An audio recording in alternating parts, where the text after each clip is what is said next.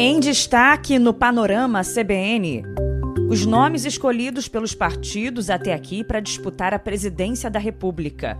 2 ainda não definiram os vices. Prazo termina na quarta-feira. Congresso e STF retomam trabalhos. Corte volta com julgamentos quentes em época eleitoral. Em mais um passo da reforma tributária, novas siglas aparecerão nas notas fiscais a partir de hoje. Êxodo a Ceuta, na Espanha, desloca 100 mil e abre busca por desaparecidos em Marrocos. Estados Unidos e Irã podem retomar rodada de negociações indiretas. Hoje é segunda-feira, 3 de agosto de 2026. Oi, tudo bem? Eu sou Bianca Santos e esse é o Panorama CBN da manhã. Como é que foi de fim de semana? Tudo tranquilo? Espero que tenha sido. Eu te conto a partir de agora as notícias mais importantes do Brasil e do mundo em menos de meia hora. Vamos juntos. Eu começo contando que termina na quarta-feira o prazo estabelecido pela Justiça Eleitoral para as convenções partidárias. E aí, após a escolha dos candidatos que vão disputar um cargo em outubro, o registro dos nomes deve ser feito até o dia 15. Para a presidência da República, 6 nomes já foram escolhidos pelos partidos. Além do presidente Lula, que concorre à reeleição pelo PT, já foram oficializados Flávio Bolsonaro, do PL, Romeu Zema, do Novo, Ronaldo Caiado, do PSD, Renan Santos, do Missão e Samara Martins, da Unidade Popular. A candidatura de Lula à reeleição foi oficializada ontem numa convenção do PT em São Paulo. Aos 80 anos, Lula vai concorrer à presidência pela 7ª vez, após 3 derrotas e 3 vitórias. Na convenção, antes do discurso, ele deu a palavra à primeira-dama, Janja, que defendeu a maior participação da mulher na política. E o presidente prometeu, então, reforçar o combate à violência contra a mulher. O meu governo tem que ter coragem de dizer alto e bom som. Não tem problema que eu perca algum voto, mas não é necessário e não é possível. O cara vai ter que escolher, ou ele vota em mim, ou ele bate na mulher. Se bater na mulher, não precisa votar em mim. Pega a sua mão e vote em quem você quiser. Eu quero criar uma sociedade de respeito. Lula defendeu também investimento na indústria de defesa para proteger o território brasileiro e a soberania nacional. Ele disse que não quer ser o presidente só do Bolsa Família e que pretende ampliar os programas sociais. Também anunciou a intenção de criar políticas voltadas ao cuidado com a população idosa e avisou que planeja rediscutir o papel do Executivo e do Congresso na definição das prioridades do orçamento federal, além de criticar o fundo partidário. Esse negócio de fundo partidário, dessas coisas, não me agrada. Eu fico imaginando, eu conheço o jeito daquele Congresso de partido que recebe 1 bilhão por ano, sem prestar contas ao povo brasileiro. E muitas vezes no Poder Executivo, a gente precisa cortar 10 milhões de uma escola, 10 milhões de um programa de saúde. Então houve uma inversão que nós precisamos mudar. Eu quero que vocês saibam que a minha 4ª presidência é para mudar muita coisa nesse país. A chapa de Lula repete a dobradinha com Geraldo Alckmin, do PSB, como vice. A coligação tem ainda PDT, PV, PCdoB e Rede. E faltando apenas 2 dias para o fim do período de convenções partidárias, os candidatos Flávio Bolsonaro, do PL, e Romeu Zema, do Novo, ainda não escolheram os vices. No caso de Flávio, a mais recente cotada é a presidente nacional do Podemos, Renata Abreu. Ela deixou nas mãos da Executiva Nacional da Legenda a decisão não apenas sobre o aceite do convite, mas também sobre a manutenção da neutralidade do partido na disputa eleitoral. Ontem, Flávio esteve na convenção do PL em Brasília, que confirmou a candidatura da ex-primeira-dama Michele Bolsonaro ao Senado pelo Distrito Federal, só que ela não estava lá. O evento também homologou a candidatura da deputada Bia Kicis, a 2ª vaga do Senado na chapa, e oficializou o partido, ou melhor, o apoio do partido à reeleição da governadora Celina Leão. A convenção marcaria o primeiro encontro público entre Flávio e Michele. Havia expectativa em relação a isso, né? Após a briga e a reconciliação dos dois. Mas, como eu disse, ela não compareceu. No sábado, Michele foi internada para o tratamento de uma enxaqueca e passou por um procedimento anestésico. Apesar da ausência, ela enviou uma carta lida no palco pelo irmão dela, na qual reafirmou o apoio à candidatura presidencial de Flávio Bolsonaro e defendeu a união do grupo político. No discurso, o senador desejou melhoras a Michele e voltou a defender projetos de anistia para os condenados pelos atos golpistas de 8 de janeiro. Resgatar a nossa democracia junto com a Michele Bolsonaro, que é a nossa outra candidata ao Senado. Eu quero desejar aqui melhoras para a Michele, que ela se recupere rápido. Há pouco tempo, nossa filha também teve essas enxaquecas fortes e fez o mesmo tratamento que a Michele está fazendo, então a gente sabe o que é, e daqui a pouco ela vai estar de volta aí firme e forte para nos ajudar a resgatar esse Brasil. E numa entrevista à TV Band, o candidato Flávio Bolsonaro voltou a levantar dúvidas sobre a segurança das urnas eletrônicas. Já vimos esse filme, né? Mas ele falou que aceitará o resultado das eleições de outubro. Disse também que tem confiança que dessa vez o Tribunal Superior Eleitoral vai atuar com imparcialidade. Eu vou aceitar, vou concorrer com essas regras e eu tenho certeza que o TSE, diferente de 2022, vai ser um TSE imparcial e que vai tomar todas as providências para que essa eleição ocorra com mais segurança e mais transparência, porque o maior interessado em que as eleições aconteçam com essa normalidade é o próprio TSE, o que não pareceu que foi em 2022. Quando nós perguntamos, sugerimos que havia, olha, pode investigar isso aqui que eu estou com a suspeita, TSE, você como principal investigado, para a gente tirar a dúvida. Sabe o que aconteceu? Tomou uma multa de 22 milhões. Flávio Bolsonaro alegou que se equivocou ao dizer a diplomatas estrangeiros que as urnas eletrônicas eram fabricadas pela empresa venezuelana Smartmatic, o que é uma mentira, segundo o TSE. O final de semana também foi marcado pelo lançamento oficial da candidatura de Renan Santos à presidência pelo Missão. A candidatura já havia sido formalizada no dia 20 de julho, numa convenção online e restrita aos integrantes do partido. Durante a apresentação, o partido colocou à venda o Livro Amarelo, um conjunto de publicações com as diretrizes do plano de governo da sigla. No evento, brinquedos de pelúcia com a frase "Prendeu, matou" estavam à venda. Lembrando que a pena de morte é proibida no Brasil e não pode ser alterada nem por emenda na Constituição. Bom, no discurso em mais de uma hora, o candidato Renan Santos xingou Lula e Flávio Bolsonaro, prometeu matar criminosos e disse que vai acabar com alguns programas sociais do atual governo. O futuro de vocês foi todo penhorado para que a classe política atual viva hoje. É por isso que o Lula, vagabundo, dá vale gás para os outros. O vale gás é penhorando o teu futuro. É por isso que o outro vagabundo, Flávio Bolsonaro, prometeu dar celular para todo mundo, penhorando o teu futuro. Eu não vou dar gás nem celular para ninguém. Eu não vou. Meu governo não é o governo disso. Meu país não vai oferecer esmola para ninguém. O candidato a vice na chapa será o militar da reserva, Haroldo Medina.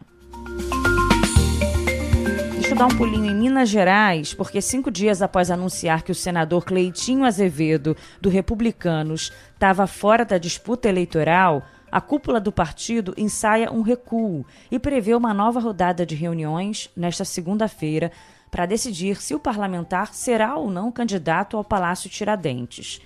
Cleitinho tem um encontro marcado com o presidente nacional do Republicanos, Marcos Pereira, para debater o assunto. A expectativa entre aliados do senador é que ele tenha o aval da legenda para concorrer.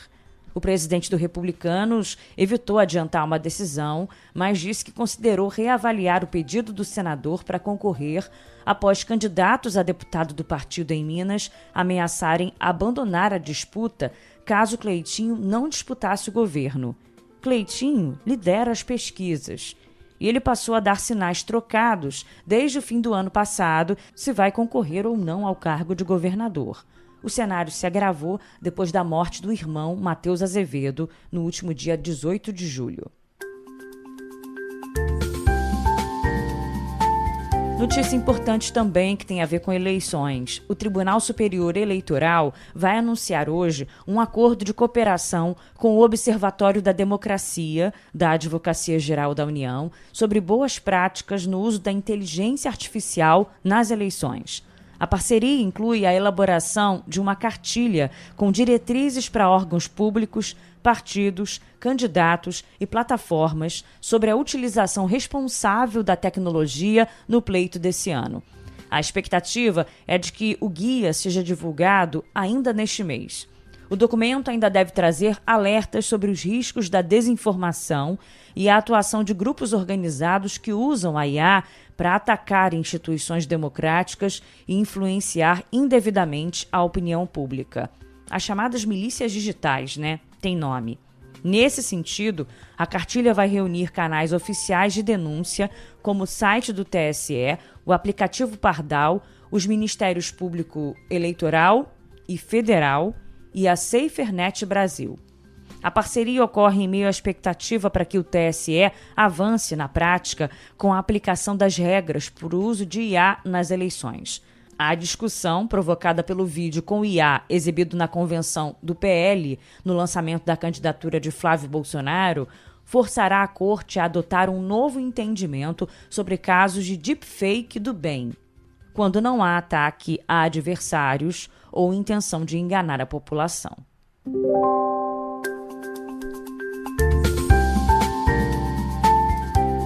Agora eu te conto que o Congresso Nacional retoma formalmente hoje os trabalhos, após 2 semanas de recesso parlamentar, mas não tem previsão de votações, nem na Câmara nem no Senado. Diante da campanha eleitoral, a cúpula do Legislativo decidiu que os trabalhos plenários serão concentrados em apenas 2 semanas de esforço concentrado nos meses de agosto e setembro. O calendário acordado entre os presidentes das casas estabelece votações presenciais apenas nos períodos de 10 a 14 de agosto e de 31 de agosto a 3 de setembro. O objetivo é permitir que os parlamentares concentrem as agendas nas bases eleitorais e na finalização das convenções partidárias. Apesar do ritmo reduzido no plenário, a semana conta com reuniões de comissões temáticas em Brasília. E no Senado, a Comissão de Relações Exteriores realiza audiência pública sobre o acordo entre Mercosul e União Europeia, enquanto a Comissão de Direitos Humanos debate ações relativas à campanha de aleitamento materno. Na retomada dos trabalhos, o governo federal busca articular o avanço da PEC, que acaba com a jornada de trabalho na escala 6x1. A matéria aguarda despacho do presidente do Senado, Davi Alcolumbre, para ainda começar a tramitação na Comissão de Constituição e Justiça. Lembrando que essa daí é uma pauta bem importante para o governo Lula, A pauta do Congresso também acumula a análise de 87 vetos presenciais que trancam as deliberações conjuntas. Entre os itens pendentes estão os vetos a trechos da regulamentação da reforma tributária e a projetos na área de segurança pública. E o Supremo Tribunal Federal também retoma hoje as sessões presenciais após o recesso do meio de ano. A sessão de abertura dos trabalhos é conduzida pelo presidente da Corte, ministro Edson Fachin, que faz um discurso de retomada das atividades antes do início dos julgamentos previstos para o mês. A pauta de julgamentos para o segundo semestre está quente e inclui temas de grande impacto econômico e social. Entre os processos previstos estão a relação de trabalho entre motoristas e plataformas digitais, a moratória da soja, a mineração em terras indígenas e as regras de isenção tributária para pessoas com deficiência. Nos bastidores do tribunal, ganha força a discussão em torno da criação de um código de ética para os ministros, com o objetivo de estabelecer regras de transparência, participação em eventos e combate a conflitos de interesse. A proposta vem sendo discutida e construída pela ministra Carmen Lúcia e deve ser aprofundada nos próximos meses. A Corte também mantém no radar os desdobramentos de investigações em andamento, como as apurações sobre o Banco Master, fraudes no INSS e a gestão das emendas parlamentares. Vamos mudar de assunto agora? Para você saber que o ministro do Desenvolvimento, Indústria e Comércio, Márcio Elias Rosa, estará na Índia esta semana para tentar ampliar a presença comercial no Brasil, do Brasil nos setores de defesa, tecnologia e indústria. A missão diplomática ocorre em resposta aos impactos dos novos tarifácios impostos pelos Estados Unidos contra produtos brasileiros no mercado americano. Com reuniões em Mumbai, Nova Delhi e Jaipur, a comitiva brasileira busca aproximar investidores indianos de projetos de infraestrutura e energia do Brasil. Um dos objetivos centrais das conversas é diversificar o fornecimento de fertilizantes para o agronegócio, reduzindo a dependência nacional das importações vindas da Rússia e da China. Além dos encontros bilaterais com grandes grupos empresariais, o ministro participa também de reuniões de trabalho com representantes dos BRICS. O governo brasileiro reforça a defesa do multilateralismo e a busca por novos acordos comerciais globais para neutralizar as recentes medidas restritivas de mercado. Agora vamos falar de reforma tributária. Empresas enquadradas no lucro real e no lucro presumido devem obrigatoriamente incluir, a partir de hoje, o IBS e a CBS na emissão de notas fiscais eletrônicas. A mudança marca o início da transição prática da reforma tributária e visa dar transparência ao consumidor sobre os valores dos tributos sobre o consumo. Nessa etapa inicial de implementação, os novos campos terão caráter informativo e de adequação de sistemas, sem a cobrança efetiva ou o recolhimento dos impostos. As penalidades para divergências na emissão terão foco educativo, com prazo de até 60 dias para que os contribuintes realizem as devidas correções sem a aplicação de multas. O cronograma estabelecido pelo Comitê Gestor prevê a obrigatoriedade inicial para notas fiscais eletrônicas, contas de energia e serviços de comunicação. A inclusão da nota fiscal de serviços ocorrerá em outubro, enquanto as pequenas e microempresas optantes do Simples Nacional passarão a adotar o destaque dos novos tributos a partir do ano que vem. E o Ministério das Cidades pediu à equipe econômica 750 milhões de reais em um fundo habitacional para manter a linha de financiamento para reformas de imóveis, operando após agosto, às vésperas das eleições. O programa Reforma Casa Brasil é uma das apostas de agenda positiva do governo em ano eleitoral. Segundo o jornal Globo, integrantes do executivo dizem que o tema está em análise e que a decisão vai depender também de uma avaliação dos riscos jurídicos de um eventual aporte. Agora o noticiário internacional.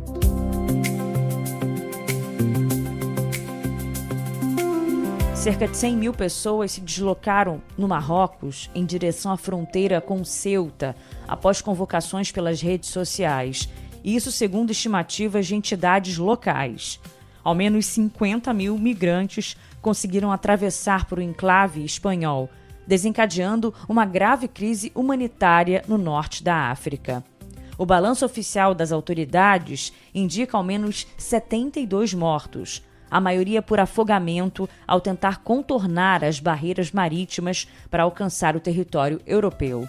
Organizações de direitos humanos criticaram a atuação do governo marroquino e acusaram o país de falhar na contenção do fluxo migratório. A situação é especialmente crítica para centenas de adolescentes e menores de idade desacompanhados que permanecem em Ceuta. Sem abrigo nem alimentação adequada, muitos jovens dormem ao relento e ocupam galpões abandonados em áreas industriais da cidade enquanto aguardam assistência. E enquanto a Espanha reforça o patrulhamento e orienta a identificação de desaparecidos, milhares de pessoas já foram devolvidas ao território marroquino. Estados Unidos e Irã poderão retomar hoje uma nova rodada de negociações indiretas. A mesa de diálogo conta com a mediação do governo de Omã e do Paquistão. A negociação ocorre após o presidente Donald Trump confirmar a suspensão temporária de ataques aéreos de grande escala contra alvos militares iranianos. Em declarações na Casa Branca e em redes sociais, Trump disse que concedeu uma última oportunidade à via diplomática a pedido de mediadores e autoridades do Oriente Médio. O presidente americano alegou que o governo iraniano pediu a pausa nas ações militares, mas disse também que responderá com força inédita caso as conversas fracassem ou ocorram novos ataques na região. Já o governo do Irã negou categoricamente que pediu qualquer trégua ou cancelamento de bombardeios. Por meio de comunicados oficiais e da imprensa estatal, Teherã classificou as falas de Trump como distorção dos fatos e propaganda interna. O regime dos ayatolás avisou que mantém as forças armadas em alerta máximo e condiciona o avanço das conversas ao fim das sanções econômicas. Em Cuba, a rede elétrica nacional voltou a entrar em colapso total no fim da noite deste domingo. De acordo com a empresa estatal União Elétrica, ainda não há um balanço sobre o total de atingidos na ilha. O novo apagão ocorre após 3 interrupções gerais em julho e reflete o sucateamento da infraestrutura energética de Cuba, agravado pelo bloqueio de combustível imposto pelos Estados Unidos. E quase 30 mil habitantes de uma cidade do nordeste da França receberam uma ordem neste domingo para permanecer confinados em casa devido a um incêndio em um depósito de resíduos industriais. Segundo as autoridades locais, o fogo está sob controle, mas liberou uma coluna de fumaça tóxica, uma fumaça preta tóxica. O incêndio atingiu um galpão de um complexo de uma zona industrial no departamento de Mosela. Agora o futebol. O Internacional venceu o Corinthians por 2-0 no Beira-Rio, no jogo de ida das oitavas de final da Copa do Brasil. Com o resultado, o empate ou a derrota por um gol de diferença em São Paulo classifica o time gaúcho. O Palmeiras venceu o Fortaleza por 3-0 e encaminhou a classificação. Mirassol e Grêmio empataram por 1-1. E Chapecoense e Cruzeiro não saíram do 0-0. No sábado, os 3 jogos terminaram sem gols. Vasco e Fluminense, Atlético Mineiro e Juventude e Santos e Remo. Hoje, às 9 da noite, Atlético Paranaense e Vitória fecham a rodada. Pela 14ª rodada do Campeonato Brasileiro Feminino, o Santos goleou o Juventude por 4-0, o Palmeiras venceu o Internacional por 2-1 e a Ferroviária ganhou do Bahia por 1-0. Hoje, Flamengo e Corinthians fecham a rodada.